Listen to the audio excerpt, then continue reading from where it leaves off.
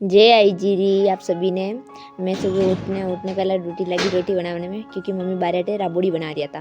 तो राबोड़ी हलावन वास्ते चाहिए ने પછી આજકાલ તો મારવાડ में ज़्यादा ही ठंड पड़ने लगी है, तो चाय रे बिना तो कॉमिस नहीं हले ने। मैं कमेंट पढ़िया था, मैं उन्होंने कमेंट का रिप्लाई नहीं दे पाई और पूछ रहा था कि आप कटे रहो, तो मैं बता दूँ उन्होंने सबने कि मैं मारवाड़ में रहूँ। और फिर मैं रोटी खा रही थी, क्योंकि राबोड़ी नंगी रखती बहुत भूख भी लगने लगी थी। फिर मैं सोचो कि रोटी आता था, टीवी भी देखता देखता रोटी खावो। उन्होंने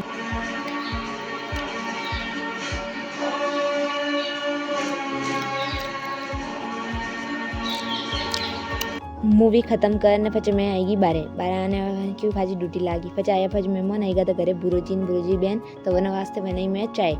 क्यों आजकल मारवाड़ में तो ज़्यादा ठंड पड़े, तो मैं सोची एक कप अपरी काट दो ने बाकी चाय मेहमान पाई दो। आज रे तो आज कुछ ज़्यादा कुछ शूट करने वास्ते है तो वो नहीं। Bye bye.